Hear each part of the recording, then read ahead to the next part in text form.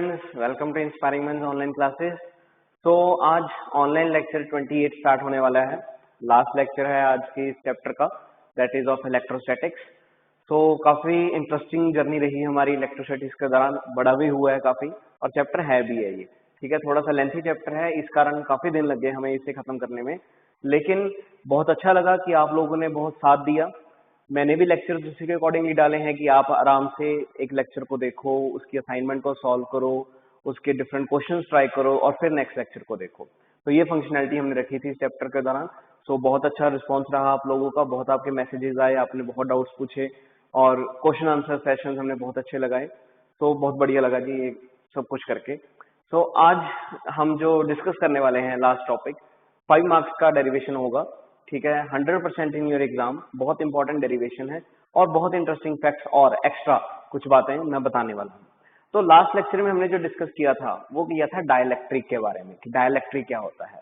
तो वो डाइलेक्ट्रिक में हमने एक बड़ा इंटरेस्टिंग ही फैक्ट सीखा है कि डाइलेक्ट्रिक एक ऐसा मीडियम है जिसका जो बेसिकली है इंसुलेटर, लेकिन फिर भी इलेक्ट्रिक फील्ड को ट्रांसमिट कर देता है।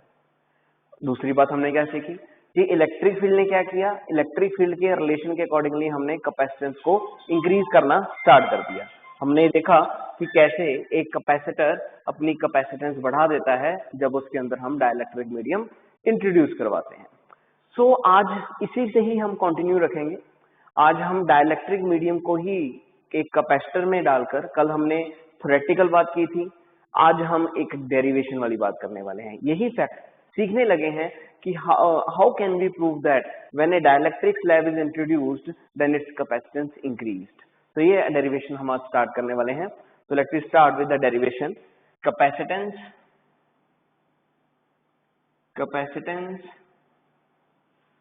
Of a capacitor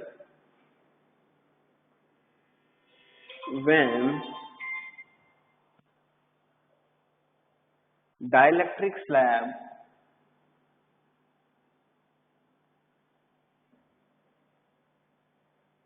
is introduced। Capacitor की कैपेसिटेंस जब उसके अंदर हम क्या डाल देते हैं, एक डाइलेक्ट्रिक स्लैब इंट्रोड्यूस करवा देते हैं। तो क्या किया हमने एक कैपेसिटर लेट किया, late we say this is एक पैरेलल प्लेट कैपेसिटर। ये हमारे पास एक पैरेलल प्लेट कैपेसिटर है। अब इसके अंदर हम क्या करने वाले हैं, ये प्लेट जो है this is positive and this place is negative. और अब इसी कैपेसिटर के अंदर जो इस दोनों प्लेट्स के बीच का डिस्टेंस है वो भी गिवन है, दैट इज डी। हमने अब क्या किया कि इसके अंदर एक डाइलेक्ट्रिक मीडियम डाल दिया। ये हम एक डाइलेक्ट्रिक मीडियम इस कैपेसिटर के अंदर इंट्रोड्यूस करवाने वाले हैं। ये हमने डाइलेक्ट्रिक मीडियम इसके अंदर इंट्रोड्यूस करवा दिया। अब डाइलेक्ट्रिक मीडियम से हमें क्या पता लगा था कि डाइलेक्ट्रिक मीडियम हमेशा इलेक्ट्रिक फील्ड ट्रांसमिट करता है, या हमने ये सीखा था कल के रिलेशन में कि जब हम ये डाइलेक्ट्रिक मीडियम इंट्रोड्यूस करवा देते हैं तो डेफिनेटली जो यहाँ पे मॉलिक्यूल्स बचेंगे दैट इज नेगेटिव और जो यहाँ पे बचेंगे दैट इज पॉजिटिव। तो इस वजह से एक इंड्यूस्ड इलेक्ट्रिक फील्ड पैदा होगा। सो लेट मी से कि जो इस डाइलेक्ट्रिक मीडियम का इलेक्ट्रिक फील्ड है, जो इस डाइलेक्ट्रिक मीडियम का इलेक्ट्रिक फील्ड है वो कितना है हमारे पास, दैट इज ई डैश। जो डाइलेक्ट्रिक मीडियम का इलेक्ट्रिक फील्ड है वो कितना है हमारे पास, ई डैश, ठीक है। और दोनों के बीच का डिस्टेंस कितना है, डी। और जो ये प्लेट है, ये जो प्लेट है, ये प्लेट की थिकनेस कितनी, ये प्लेट की थिकनेस है टी। ये सिंपल सा कंसेप्ट हमने माइंड में बना के रखा हुआ है कि जो ये पैरेलल प्लेट है इसका बीच का डिस्टेंस है डी, और जो ये प्लेट है इसकी थिकनेस कितनी है टी। इसका इलेक्ट्रिक फील्ड कितना है, ई डैश। और अगर कैपेसिटर का इलेक्ट्रिक फील्ड देखेंगे उसको हम ई लेट करके चलेंगे। चलिए ये आर्टिकल के दौरान हम देख लेंगे। सो लेट वी से कि consider a parallel plate capacitor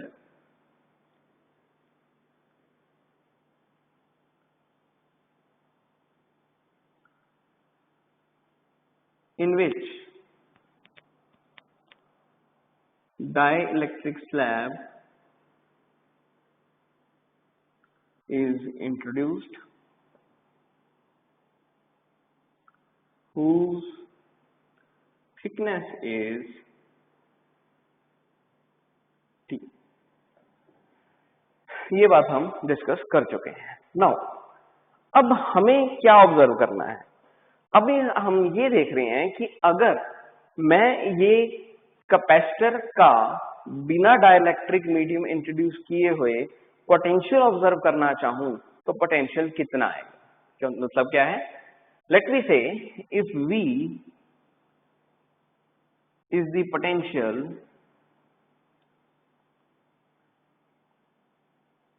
of capacitor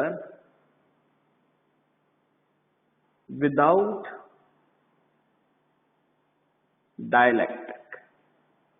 मान के चलते हैं कि जब मैंने इस कैपेसिटर के अंदर डाइलेक्ट्रिक मीडियम इंट्रोड्यूस नहीं करवाया तब इस कैपेसिटर की पोटेंशियल कितनी थी? V थी। अब V किसके बराबर आएगा? देखिए ये कैपेसिटर पहले डाइलेक्ट्रिक मीडियम इंट्रोड्यूस नहीं करवाया था तो सिर्फ यही कैपेसिटर था। अब इस कैपेसिटर की पोटेंशियल कितनी होगी? V। इसके बीच का डिस्टेंस कितना? D। इसकी कैपेसिटेंस कितनी? C। ठीक है, तो हम रिलेशन एक जानते हैं बहुत बढ़िया, इलेक्ट्रिक फील्ड। इसका इलेक्ट्रिक फील्ड कितना? इसका इलेक्ट्रिक फील्ड E। याद रखिएगा, दिमाग में बैठा के रखना, डाइलेक्ट्रिक का इलेक्ट्रिक फील्ड कितना है? E dash. और कैपेसिटर का, अकेला कैपेसिटर, उसका इलेक्ट्रिक फील्ड कितना है? E। ठीक है, तो अब रिलेशन V पता करना है कि V किसके बराबर होगा। तो हम रिलेशन जानते हैं कि इलेक्ट्रिक फील्ड जो होता है that is always equal to V by D. यहां से V आ सकता है सामने कि V किसके बराबर हो गया? E into D. तो चलिए V किसके बराबर आया? E into D. ये कब? जब डाइलेक्ट्रिक स्लैब इंट्रोड्यूस्ड नहीं करवाई थी। विदाउट डाइलेक्ट्रिक पोटेंशियल कितना आया? E into D. नाउ अब हमने डाइलेक्ट्रिक स्लैब इंट्रोड्यूस करवा दिया। इलेक्ट्रिक फील्ड कितना था उसका? E dash. उसकी थिकनेस कितनी थी? T। अब देखना है कि अब पोटेंशियल कितना आएगा। सो लेट मी से इफ V डैश, अब जब डाइलेक्ट्रिक मीडियम इंट्रोड्यूस करवाया तो पोटेंशियल बदलेगी क्योंकि इलेक्ट्रिक फील्ड नया आ रहा है। तो अब V डैश बोलेंगे कि if V dash is the potential when dielectric slab is introduced। जब हमने ये डाइलेक्ट्रिक स्लैब इंट्रोड्यूस करवा दी तो पोटेंशियल कितनी होगी? V dash. अब हमें ये देखना है कि V डैश कितना आएगा। अब देखिए यहाँ पे दो बातें हो रही हैं। एक तो हमारे पास कैपेसिटर का इलेक्ट्रिक फील्ड है, कितना? E। एक हमारे पास इस स्लैब का इलेक्ट्रिक फील्ड है, वो कितना? E dash. यानी कि जब हम डाइलेक्ट्रिक स्लैब इंट्रोड्यूस करवाएंगे तो वो पोटेंशियल ऑब्जर्व करने की कोशिश करेंगे जब डाइलेक्ट्रिक स्लैब इंट्रोड्यूस हो चुकी है। तो उस पोटेंशियल में, क्योंकि हमें पता लग चुका है पिछले रिलेशन से कि पोटेंशियल का फाइंड आउट करने के लिए इलेक्ट्रिक फील्ड दिखाना पड़ेगा, बताना पड़ेगा कि इलेक्ट्रिक फील्ड कितना है। अब जब डाइलेक्ट्रिक स्लैब इंट्रोड्यूस करवा दी तो इलेक्ट्रिक फील्ड एक नहीं है, इलेक्ट्रिक फील्ड कितने हैं? दो है। किस किस का? एक सिर्फ प्लेट्स का और एक इसका डाइलेक्ट्रिक का। तो दोनों को ही हम ऑब्जर्व करेंगे। कैसे? अब देखिए कि V डैश, सबसे पहले देखते हैं कि सिर्फ और सिर्फ प्लेट का इलेक्ट्रिक फील्ड कितना होगा। सिर्फ और सिर्फ कितना? प्लेट का। तो अगर प्लेट्स का इलेक्ट्रिक फील्ड देखना हो तो उसमें से ये डाइलेक्ट्रिक वाली तो जगह ली हुई है किसने? E डैश है। तो ये डाइलेक्ट्रिक वाली जगह नहीं देखनी हमने, सिर्फ और सिर्फ क्या देखनी है? ये यहाँ पे अगर कुछ जगह बची है, ये यहाँ पे, तो ये यहाँ पे क्या है? एक इलेक्ट्रिक फील्ड है E। बिल्कुल ठीक है कि ये डाइलेक्ट्रिक वाला इलेक्ट्रिक फील्ड इन्वॉल्व नहीं होगा जब सिर्फ और सिर्फ किसके देख रहे हैं? ये प्लेट्स का देख रहे हैं। तो इन प्लेट्स ने अपना इलेक्ट्रिक फील्ड कहाँ पे डालना है? ये जो जगह साइड पे बची है, थोड़ी सी बची है, 0.1 जो भी बची है, वहां पे इसका इलेक्ट्रिक फील्ड का इफेक्ट देखने को मिल सकता है।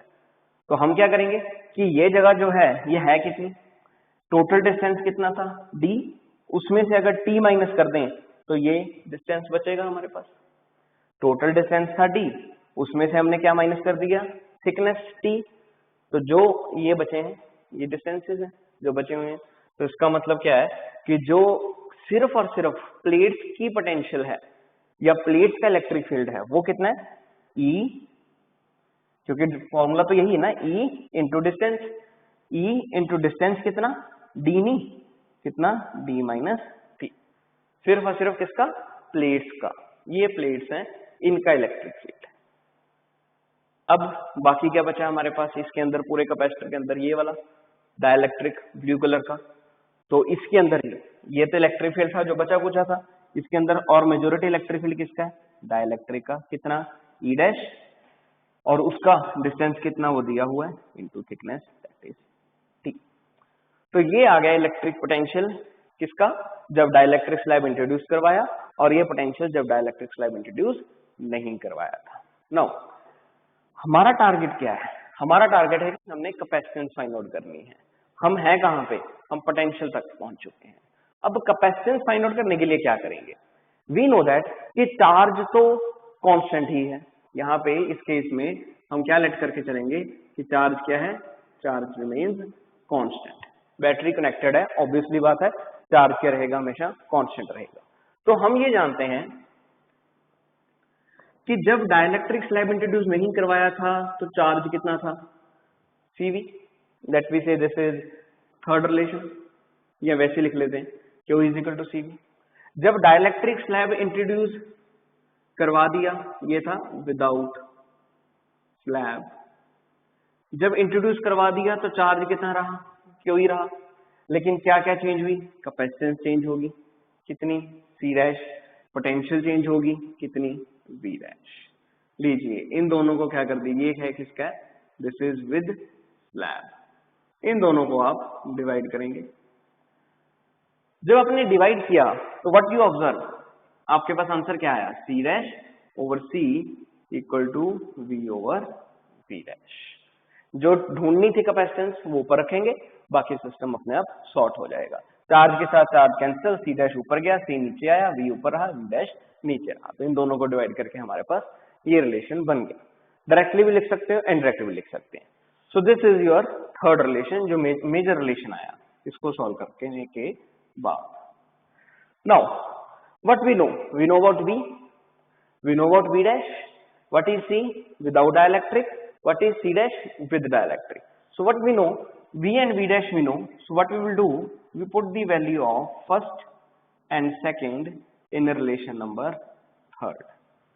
ये दोनों वैल्यूज हम इसके अंदर पुट कर देंगे। तो क्या आंसर बना हमारे पास, C dash over C, V relation किसके बराबर, ED के, V डैश किसके बराबर, E। ये खास रखना, उम्मीद करता हूँ ये बात समझ आ गई होगी आपको कि इलेक्ट्रिक फील्ड विदाउट डाइलेक्ट्रिक, ये वाला जो बचा कुचा था, और ये कौन सा, विद डाइलेक्ट्रिक। विदाउट डाइलेक्ट्रिक मतलब ये नहीं कि डाइलेक्ट्रिक निकाल दिया, डाइलेक्ट्रिक के बिना, ये इसके बिना वाला इलेक्ट्रिक फील्ड वो कितना है, E, इसको डाल दिया, वो इलेक्ट्रिक फील्ड कितना था, E डैश। तो जो इसके बिना था वो D माइनस T जगह जो बची है, और जो विद था वो थिकनेस आपको बताई दी थी T है, वो हमने इंट्रोड्यूस करवा दी। नो कितना आया था ये, E D minus T plus E dash into T। तो ये हमारे पास फाइनल रिलेशन बचा था। नो अब हमें क्या करना है, यहां से इलेक्ट्रिक फील्ड कॉमन निकालना है। ठीक है, यहां तक उम्मीद करता हूं आपने नोट कर लिया होगा। ठीक है, नोट कर भी सकते हो, ये सारे के सारा आप साथ साथ नोट करते रहना है, डेरिवेशन बड़ी इंपॉर्टेंट है ये। ठीक है, तो इसी तरह से चलते रहेंगे। चलिए जी, हो गया नोट, बढ़ते हैं आगे। अब क्या करना है, अब इन दोनों से नीचे डिनोमिनेटर में से इलेक्ट्रिक फील्ड को कॉमन निकालना है। अब इलेक्ट्रिक फील्ड कॉमन कैसे निकल सकता है, नीचे से डिनोमिनेटर में से मैंने क्या कॉमन निकालना है, E कॉमन निकालना है। अब ये तो आ जाएगा E, लेकिन यहाँ पे E है नहीं, तो यू नो द रूल कि what we will do, we will multiply this relation with E and also divide this relation with E।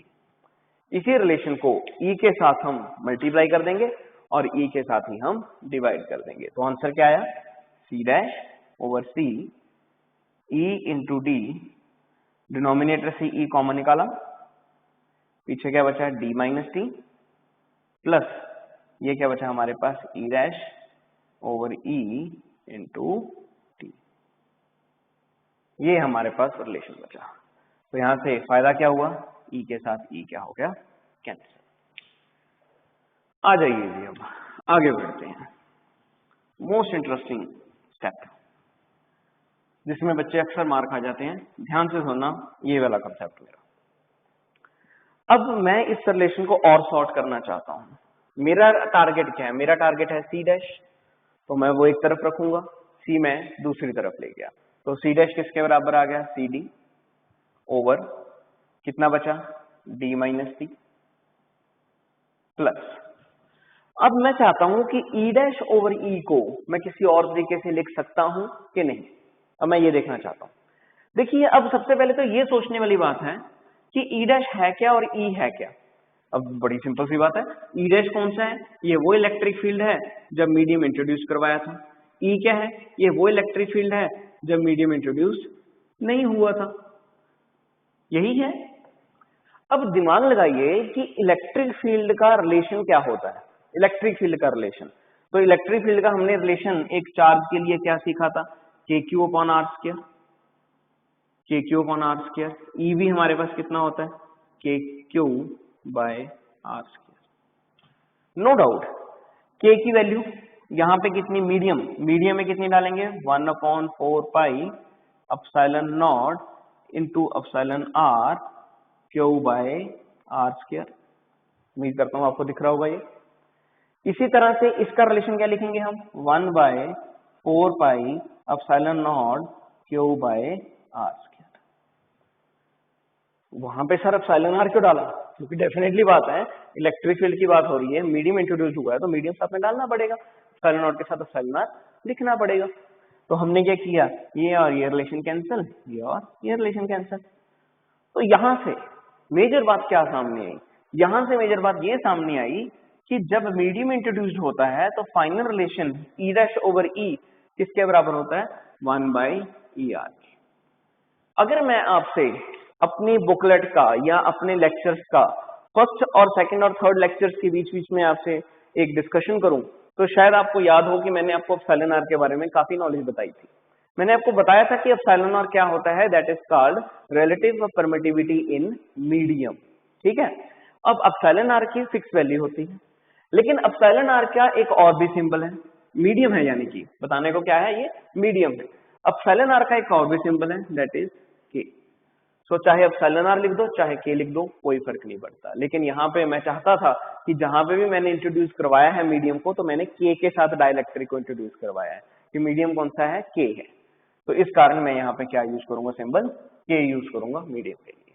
तो मेन फैक्ट क्या बात सामने आई, यहां से हमें ये पता लग गया कि ई डैश ओवर ई किसके बराबर होता है, 1/k के बराबर होता है। आप कोई मर्जी रिलेशन इलेक्ट्रिक फील्ड का उठा लीजिए, आपके पास यही आंसर आएगा कि E dash over E is equal to 1/k। तो यहाँ पे मेरे पास क्या था, ई डैश ओवर ई, तो मैं यहाँ पे क्या लिख सकता हूँ, 1/k, साथ में क्या आ गया,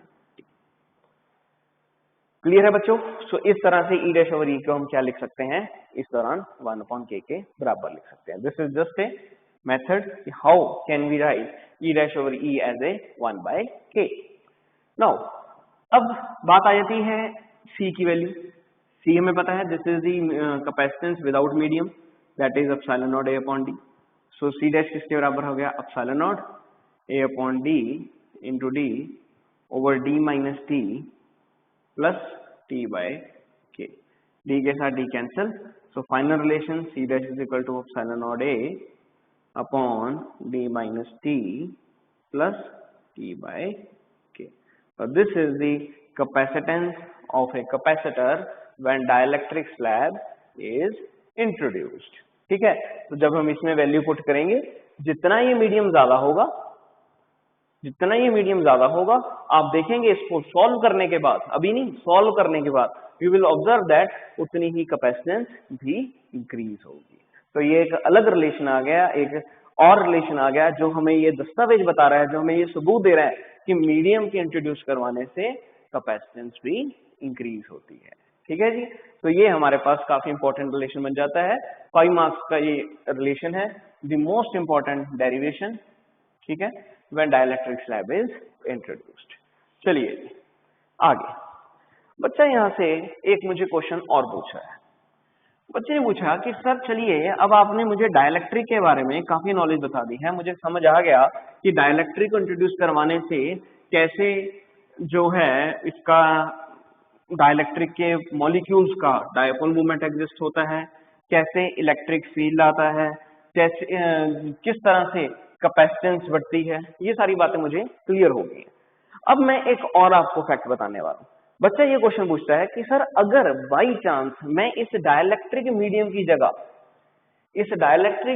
जगह एक कंडक्टिंग मीडियम इंट्रोड्यूस करवा दूं, फिर तो मजा आ जाएगा। कंडक्टिंग मीडियम तो क्या करेगा? कंडक्टिंग मीडियम तो सर मैंने सुना है कि कंडक्टिंग मीडियम तो कंडक्ट करवाता है चार्ज को, तो वो तो डेफिनेटली इसको काफी फायदा देके जाएगा। पर नहीं, काम बहुत अलग हो गया। यहाँ पे क्या ऑब्जर्व करेंगे, सीधा आंसर पे आता हूं। कंडक्टिंग मीडियम इंट्रोड्यूस करवाने से कोई भी इलेक्ट्रिक फील्ड जनरेट नहीं होता उस मीडियम का। डाइलेक्ट्रिक मीडियम इंट्रोड्यूस करवाने से इलेक्ट्रिक फील्ड ट्रांसमिट होता है, इंड्यूस्ड इलेक्ट्रिक फील्ड पैदा होता है।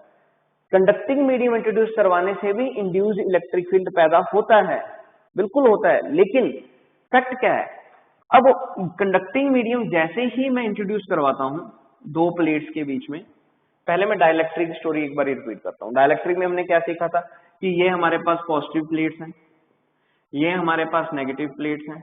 इलेक्ट्रिक फील्ड कहां से कहां जाता है? पॉजिटिव से नेगेटिव की तरफ। किसका? कैपेसिटर का। और जैसे ही मैंने डाइलेक्ट्रिक मीडियम इंट्रोड्यूस करवा दिया तो यहाँ पे ये पोलर डाइलेक्ट्रिक्स मॉलिक्यूल्स इसके जो हैं, जिनकी नेट डायपोल मोमेंट पहले जीरो थी, अचानक ये अलाइंड हो गए, चाहे नॉन पोलर हो चाहे पोलर हो, ये अलाइंड हो गए इसके अंदर। एक बार ये अलाइंड होते हैं, जैसे ही अलाइंड होते हैं तो देखा जाता है कि बीच वाले सारे के सारे न्यूट्रल हो गए, और इस डाइलेक्ट्रिक के अंदर एक साइड पे क्या बचता है? सिर्फ और सिर्फ नेगेटिव, और दूसरी साइड पे क्या बचता है? पॉजिटिव। इस वजह से इसका एक नया इलेक्ट्रिक फील्ड क्रिएट हो जाता है, जिसे हम क्या नाम देते थे? Induced electric field. ठीक है, सो बाकी rest is the story, you always no कैसे इलेक्ट्रिक फील्ड के डिक्रीज होने से बाकी सारा कंसेप्ट होता है। यहाँ पे हम ये बोलते थे कि अब नेट इलेक्ट्रिक फील्ड कितना आएगा? नेट इलेक्ट्रिक फील्ड आएगा E माइनस EI, और इलेक्ट्रिक फील्ड डिक्रीज हुआ, कैपेसिटेंस इंक्रीज होगी। कैसे? ये आपको नेक्स्ट जो लास्ट लेक्चर मेरा है उसमें आपको मिलेगा। सारी बातें हम डिस्कस कर चुके हैं। लेकिन आज हम क्या देख रहे हैं? आज हम बात कर रहे हैं कंडक्टिंग स्लैब की।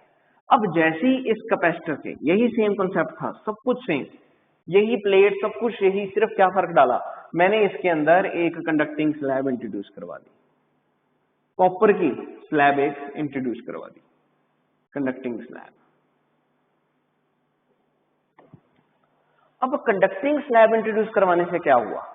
कंडक्टिंग स्लैब इंट्रोड्यूस के, जो कंडक्टिंग स्लैब है उसको इंट्रोड्यूस करवाने, कंडक्टिंग के अंदर भी क्या है? कंडक्टिंग के अंदर भी डायपोल है, कंडक्टिंग के अंदर भी इनके डाइलेक्ट्रिक्स हैं। डाइलेक्ट्रिक नहीं हम बोल सकते, डायपोल्स बोल सकते हैं। तो बेसिकली होता क्या है कि जब कंडक्टिंग स्लैब इंट्रोड्यूस करवाते हैं, डाइलेक्ट्रिक स्लैब इंट्रोड्यूस करवाने से क्या होता है? ये एक बार ये अलाइंड होते हैं और बस वहां पे आके रुक के ये अपना इफेक्ट क्रिएट करवाते हैं, जो भी इनको करना था। लेकिन कंडक्टिंग स्लैब इंट्रोड्यूस जैसे ही करवाते हैं, ये जो डायपोल्स हैं ये अलाइंड होते रहते हैं, डायपोल मूवमेंट चेंज होती रहती है। डायपोल मूवमेंट इनकी कंडक्टिंग स्लैब के अंदर जो मॉलिक्यूल्स हैं उनकी डायपोल मूवमेंट जो है वो चेंज होती रहती है। कब तक? जब तक अप्लाइड इलेक्ट्रिक फील्ड प्लेट्स का किसके बराबर ना हो जाए? इंड्यूस्ड इलेक्ट्रिक फील्ड के बराबर ना हो जाए। क्या मतलब समझे? कि जब हम कंडक्टिंग स्लैब इंट्रोड्यूस करवाएंगे, जब हम कंडक्टिंग स्लैब इंट्रोड्यूस करवाएंगे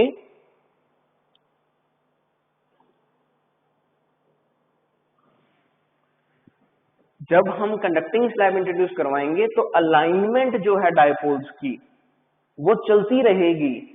कब तक? जब तक applied electric field induced electric field के बराबर ना हो जाए। बड़ी हैरानी वाली बात है कि पहले क्या हो रहा था? डाइलेक्ट्रिक मीडियम इंट्रोड्यूस करवाने से एक बार ये अलाइनमेंट होगी, दैट्स इट, काम खत्म, और फिर जो इफेक्ट आना था वो आ गया। अब क्या हो रहा है? अलाइनमेंट चलती जा रही है, अलाइनमेंट गोज ऑन। यहाँ पे हम लिख सकते हैं alignment goes on till applied electric field becomes equal to induced electric field. जब तक अप्लाइड इलेक्ट्रिक फील्ड किसके बराबर ना हो जाए, इंड्यूस्ड इलेक्ट्रिक फील्ड के बराबर ना हो जाए, तब तक अलाइनमेंट चलती रहेगी। इसका इफेक्ट क्या देखने को मिलेगा, अब नेट इलेक्ट्रिक फील्ड ढूंढनी थी। नेट इलेक्ट्रिक फील्ड कितना, अप्लाइड माइनस इंड्यूस्ड, अप्लाइड भी सेम ई, इंड्यूस्ड भी सेम ई, आंसर कितना आ गया, 0। कहने का मतलब क्या है, कहने का मतलब ये हुआ कि कंडक्टिंग स्लैब जब इंट्रोड्यूस करवाते हैं तो इसका इलेक्ट्रिक फील्ड कितना आता है, 0 आता है। कंडक्टिंग स्लैब इंट्रोड्यूस करवाने से उस स्लैब के अंदर जो इलेक्ट्रिक फील्ड ट्रांसमिट होना है वो कितना होगा, हमेशा 0 होगा। बल्कि अब जब हम डाइलेक्ट्रिक डालते थे तो इलेक्ट्रिक फील्ड आता था, जब हम कंडक्टिंग स्लैब इंट्रोड्यूस करवाते हैं तो कोई भी इलेक्ट्रिक फील्ड नहीं आता। अब हमें ये चेक करना है कि what will be the capacitance of a capacitor when conducting slab. अब हमें रिलेशन प्रूव करना है कि बताइए, कोई परफेक्ट रिलेशन बताइए जहां से हमें ये पता लग सके, ठोस सबूत मिल सके कि कैसे कंडक्टिंग स्लैब इंट्रोड्यूस करवाने से कैपेसिटेंस के ऊपर असर मिलेगा कि नहीं मिलेगा, और क्या और फैक्ट्स हैं जिसके अंदर देखने को मिलेंगे। ठीक है जी, तो चलिए, छोटा सा रिलेशन है, बहुत बड़ा रिलेशन नहीं है। अगर आपने डाइलेक्ट्रिक सीख लिया तो ये भी रिलेशन आप आराम से सीख सकते हो। सो सिंपल सा फैक्ट है कि मान लीजिए मेरे पास ये अब कंडक्टिंग स्लैब है, जो डायग्राम आपके सामने, दिस इज कंडक्टिंग मीडियम। इसका भी इलेक्ट्रिक फील्ड हम क्या मान के चलेंगे, इसका इलेक्ट्रिक फील्ड 0 मान के चलेंगे, बाकी फैक्ट सेम ही है। तो क्या होगा, तो सबसे पहले पोटेंशियल विदाउट डाइलेक्ट्रिक कितनी होगी, without conducting slab, without conducting slab कितनी होगी, that will be equal to E into D. Without conducting slab कितना होगा, E इंटू डी।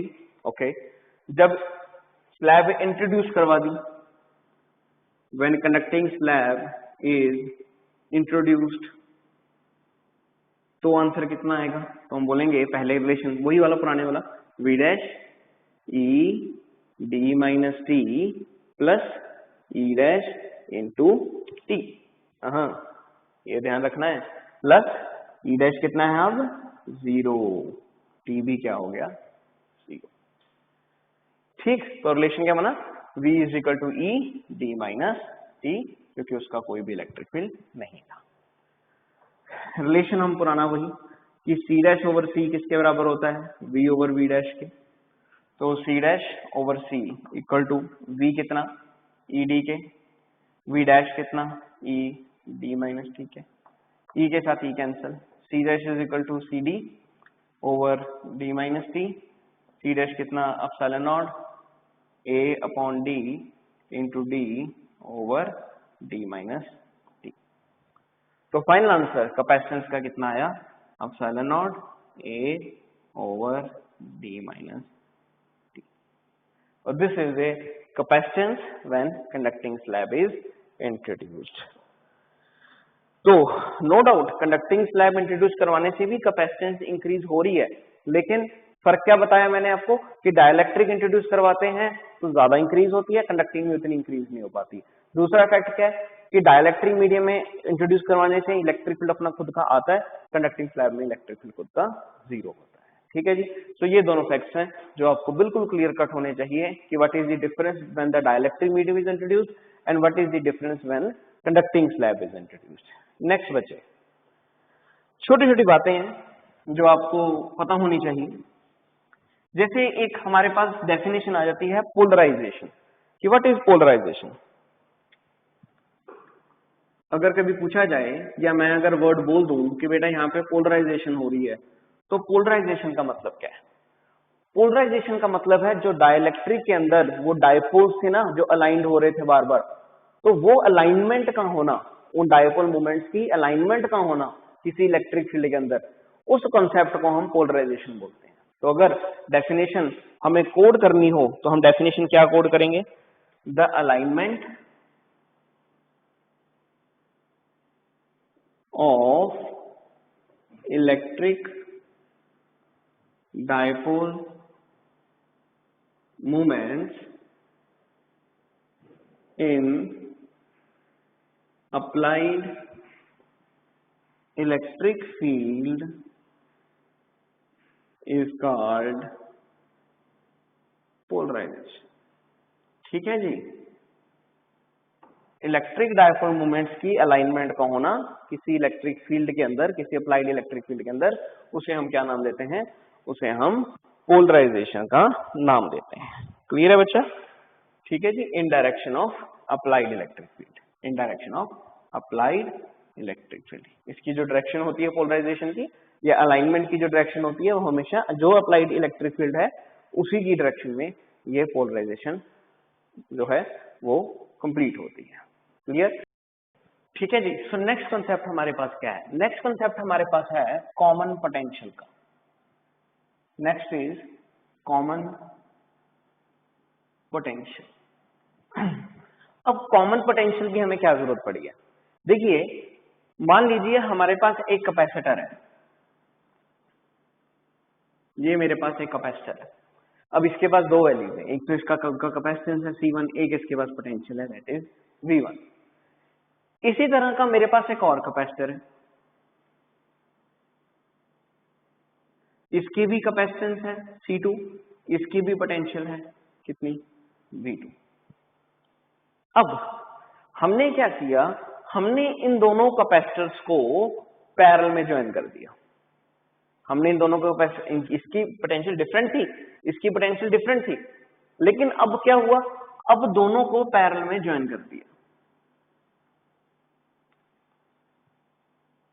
फिर सर क्या हो गया? यहां से क्या प्रॉब्लम आएगी? यहाँ पे आप ये पैरेलल में करके क्या इशू आया? अब हुआ क्या कि मान लीजिए ये पोटेंशियल थी 100 वोल्ट की, ये पोटेंशियल थी 50 वोल्ट की। जब इन दोनों को, ये एक डिफरेंट पोटेंशियल पे काम कर रहा है, ये डिफरेंट पोटेंशियल पे काम कर रहा है, जब इन दोनों को पैरेलल में लगाया तो पैरेलल में क्या होता है? पैरेलल में हम ये बोलते हैं कि पोटेंशियल क्या रहती है? हमेशा सेम रहती है। तो अब हम वो पता करना चाहते हैं कि जब दो कैपेसिटर्स को हम पैरेलल में लगाएंगे तो जो पोटेंशियल इनकी आएगी, वो पोटेंशियल को हम क्या नाम दे रहे हैं? That is called common potential. जो पोटेंशियल सेम है, जो हम बोलते हैं कि अगर इसको लगाया है तो एक V है, वो इसके लिए भी सेम है, वो इसके लिए भी सेम है।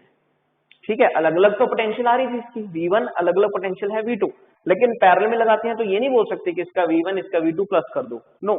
तो एक क्या आएगी? इन दोनों की एक परफेक्ट पोटेंशियल आएगी दोनों के अकॉर्डिंगली। तो जो इसके लिए भी सेम होगी और जो इसके लिए भी सेम होगी, वो पोटेंशियल हम बोलते हैं जिसके अंदर क्या रहेगी? हमेशा सेम रहती है। अब हमें क्या करना है? हमें वो पोटेंशियल पता करनी है किसके बराबर होगी। तो उसके लिए हम बड़े ही सिंपल फंडे के ऊपर जाएंगे। हमारा सिंपल फंडा क्या है? हम जानते हैं कि जो पोटेंशियल होती है, जब हमने जोड़ दिया इनको, तो पोटेंशियल किसके बराबर होगी? That will be equal to total charge over total capacitance. जो पोटेंशियल होगी इन दोनों के बराबर होगी total charge over total capacitance. अब टोटल चार्ज कितना? नो डाउट इस पैरेलल में लगे हैं तो चार्ज तो डिफरेंट होगा। तो मान लीजिए इसके पास चार्ज कितना आया? Q1, दूसरे के पास चार्ज कितना? Q2। कैपेसिटेंस कितनी? C1 प्लस कितनी? C2। लेट कर लिया कि चार्ज दोनों का कितना था? Q1 और Q2। पर एक्चुअल में ये चार्ज हमें पता नहीं। हमें पता क्या था? हमें गिवन था कि कैपेसिटर है जिसकी कैपेसिटेंस C1 है और उसकी जो कैपेसिटेंस है C2 है, इसका पोटेंशियल V1 है, उसकी पोटेंशियल V2 है। पता हमें ये है, ये हम लेट करके चल रहे थे। तो जो चीज हमें नहीं पता that is Q1 and Q2, हम इसको खत्म करेंगे और उसमें कन्वर्ट करेंगे जो नोन वैल्यूज है। तो Q1 को हमने नोन वैल्यूज में कन्वर्ट करना है, तो definitely we know the formula कि Q1 is equal to Q is equal to CV। So Q1 किसके बराबर हो गया? क्योंकि Q जो होता है वो CV के बराबर होता है। सो Q1 किसके बराबर हो गया? C1 V1। Q2 किसके बराबर हो गया? C2 V2। और नीचे कितना आ गया? C1 plus. तो लीजिए ये मेरे पास एक कॉमन पोटेंशियल का फॉर्मूला बना, C1 V1 plus C2 V2 over C1 plus C2। This is the relation for common potential that is V। V किसके बराबर? C1 V1 plus C2 V2 over C1 plus C2। Clear है जी? अब इसका क्या है? इसका आपको सबसे मेन,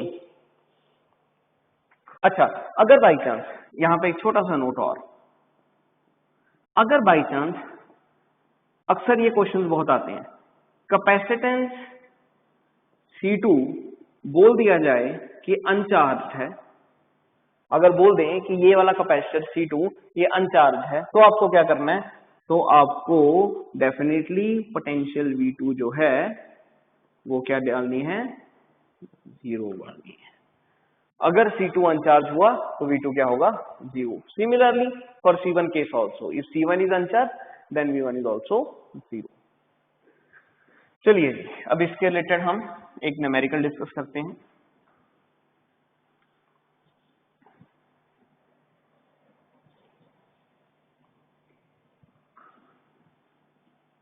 न्यूमेरिकल किस प्रकार का, मान लीजिए न्यूमेरिकल आया कि a capacitor of capacitance, a capacitor of capacitance 600 picofarad is charged to a potential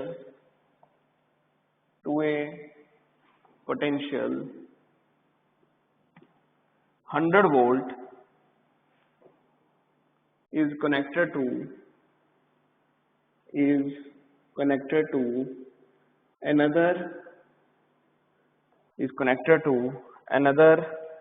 600 picofarad capacitor